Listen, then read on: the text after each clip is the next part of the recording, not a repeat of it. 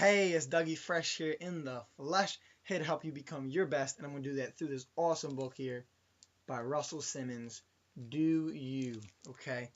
12 Laws to Access the Power in You to Achieve Happiness and Success. I read this past summer. I was in Miami with my big brother, and then I read it on the plane ride home and where I lifeguarded, and it was just awesome. I couldn't put it down.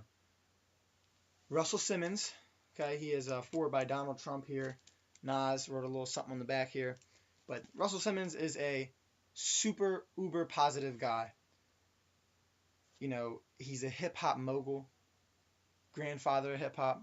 He not only does he have he's a millionaire, but he had a hot wife, he's girls all over. He's very cool, he's very aspirational and inspirational. He also, what I find really cool about him is he does yoga and meditation every single night. Every single day he does it. So no matter where he is, no matter what, he finds some hot yoga, power yoga, and he goes to a studio and he does it. He has his own little meditation room. He has two other books, Success Through Stillness and Super Rich. Russell Simmons. Anything else on Russell Simmons? He got the show, Run's House on MTV a couple of years back. Yeah, he's a super positive guy. Great author. I liked him and enjoy his stuff. Let's go through the 12, what he calls laws. All right. 1, see your vision and stick with it. So Russell Simmons would get so excited about an idea, vision, something he's going to pursue, and he'd tell everybody about it. And that immediately made me resonate with him because I'm the same exact way. There's power in that. If you're strong enough to, if people give you feedback, not get shot down by people's criticism, but to take it as feedback. And he says you want feedback, and he gives some good insight on that.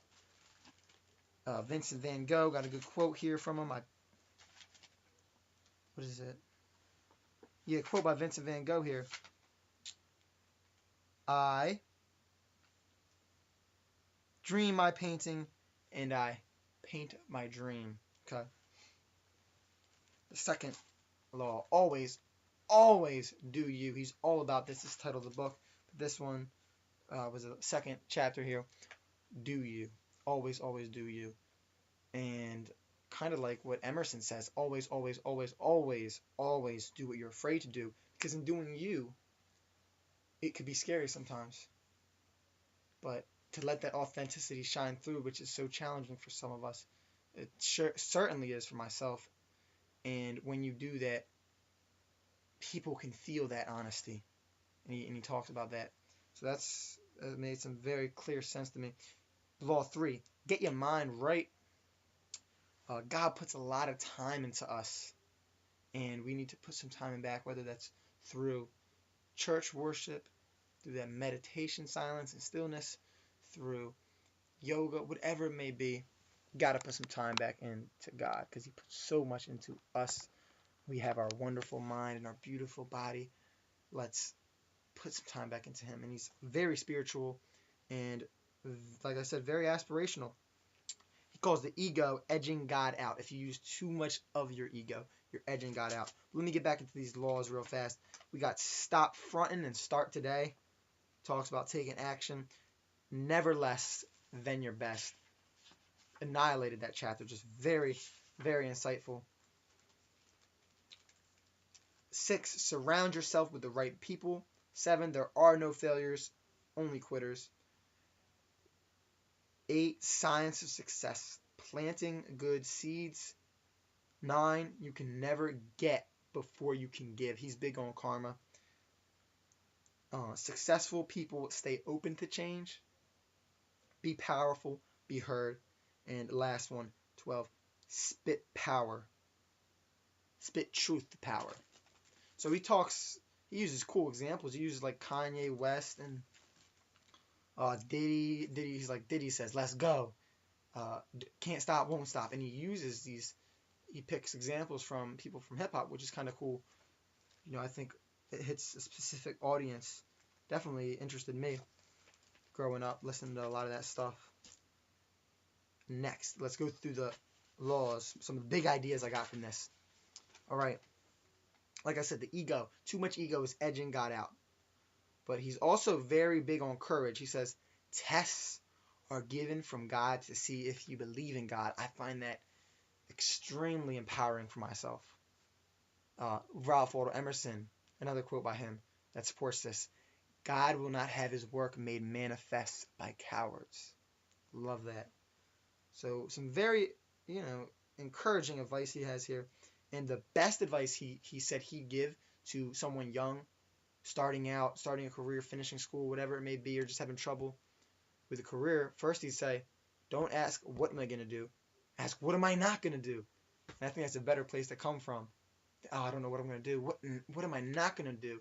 And then, from all the stuff you want to do, discover exactly what you want to do. And he touches that a little bit. But he also says the best advice he could give, and what he gives, is to smile and breathe. Smile and breathe. Give it a try right now. Smile and breathe. I like to look in the mirror. So you smile and breathe. Great advice. You just do that once in a while. Always catch yourself, and it just puts you in a better state. Next big idea here. He says, this is a very resourceful idea. Under promise, but over deliver.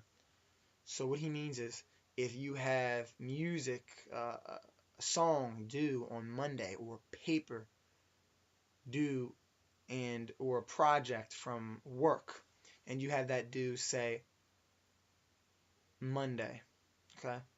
They want it to you by Monday. Say, I don't know if I can get it in by Monday. I'll definitely be able to get it in by Tuesday. And you get it in by Sunday. So it gives an advantageous point for yourself to whoever you're doing it for. So it's giving, they're going to look at you in a better way when you do that. So you under promise and then you over deliver. Little technique. It seems to work. I like it. I've tried it and it did put me in a better light. So give it a shot. So if I say, hey guys, I'm going to give you guys a video by Friday, no later than Friday. And you guys might want one right now or something, but I get it to you by Thursday. Bang. You'll feel the excitement from that. Another one here, another big idea. Love this. One of the hugest ideas I got from here. Okay. He says fish, a bucket of fish. If God gives you a bucket of fish, you have to distribute it. Now, if you don't, they will rot, attract flies. Yeah, I can smell it now, and start stinking up your soul. All right? He says that's what our purpose, our vision, and our mission is. We have to live it. If we don't, it'll rot in us. We can tell, we can feel it. We're not on course with what we truly want to do. You'll feel it. Start stinking. It's kind of like selling your soul. So you want to get in tune with that and distribute that fish. Excellent. Love that. It really inspired me to, not do some of the things I might have done, like physical therapy. I wasn't really into that. And I wanted to go a little deeper into my major and see what other things I could do. And now I'm on track with my goals. And it's exciting and it gives me enthusiasm. And a quick note on enthusiasm. He says when you have a goal, all right, you have a goal in mind, you don't want to keep your eye on the prize. You'll bump into stuff. You'll get lost. You want to keep your eye on the path. And that is a better place to come from and enjoy the journey. And this is creating that flow and creating a true enthusiasm from that. Very exciting stuff. Like I said, this book packed with big ideas. He wants us to look at obstacles and setbacks like you look at them in a video game. Make fun out of it, and then you're bringing a better energy into it. So I love that. And next big idea, colossal, enormous idea. It says we have these glass ceilings we place on ourselves, these limitations. But if you think about a glass ceiling, it's glass. Break it. I'm about to break this glass right now. I'm just kidding. But the glass can break. So break through your glass ceilings. Bust through it. And you do that with purpose. All right. Screw a glass ceiling. Bust through it. And tons of other big ideas. I'm going to end on the last one here. I want to see if there's anything else I want to share with you. Just tons. Yep. let's go with my favorite here. And that is what he means by how his success, how he wants success to be measured. Okay. He says, I want my success to be measured not by how much money I've made, but by how much service and inspiration I gave. Whoa, and I adopted that into my core philosophy.